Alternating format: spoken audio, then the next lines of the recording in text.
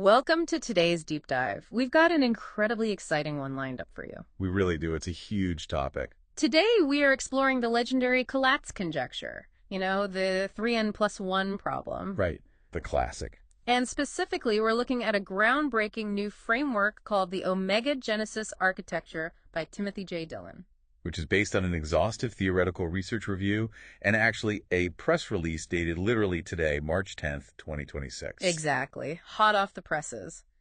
Our mission for this deep dive is to understand exactly how an infinite, chaotic, mathematical mystery is finally being wrangled into a solvable, finite puzzle. It's honestly kind of mind-blowing. Okay, let's unpack this. You already know the Collatz conjecture, the whole 3n+1 setup. Yeah, the math problem that looks like a child's game. Right, but it has been driving brilliant mathematicians crazy for nearly a century because of its endless chaotic looping. What's fascinating here is how the Omega Genesis architecture completely changes the game. For decades, traditional approaches relied heavily on heuristic guessing. Or statistical probability, right? Yeah, exactly. Just trying to find a pattern in all that chaos. Yeah. But Dillon's framework it throws that out the window. All right. Instead, it applies this strict structural concept called two-adic valuation depth. Wait, two-adic valuation depth? That sounds a bit intimidating. It's a mouthful, for sure. Are we basically talking about mapping out exactly how heavily a number relies on powers of 2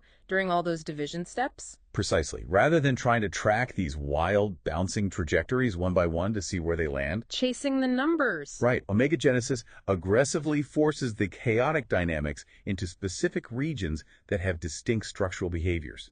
It stops chasing the numbers and starts mapping the actual terrain they're bouncing around in. So, if I'm understanding this right, the old way was like searching an infinite universe for a single needle. A very tedious search. Yeah.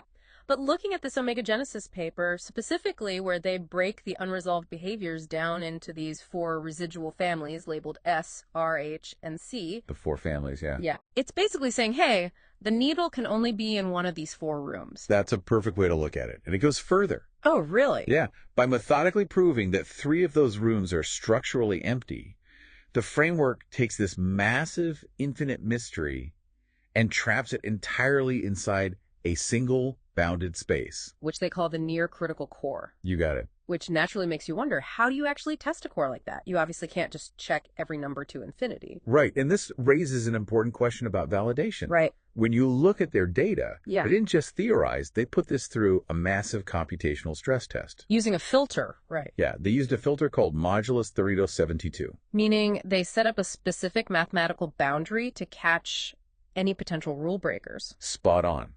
Under that modulus 3072 filter, the protocol generated exactly 730 distinct core candidates. So 730 specific places where the math could theoretically break down and escape the core. Exactly. And the result was 0 survivors. 0. 0.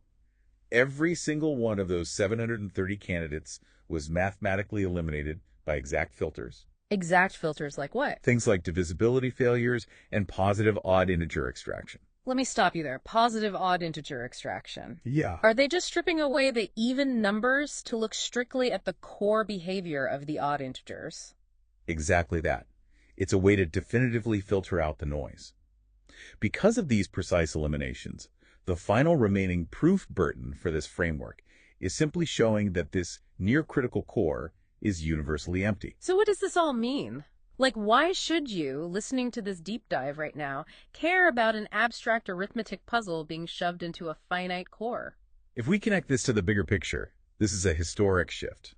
We are witnessing the transition from an infinite blind search to a finite structural classification. The press release rightly compares this architectural paradigm shift to legendary mathematical leaps made by figures like Galois in group theory. Or Perelman's resolution of the Poincaré conjecture. Exactly. It proves that what looks like pure, unadulterated chaos actually has a deep underlying structure. And here is where it gets really solid.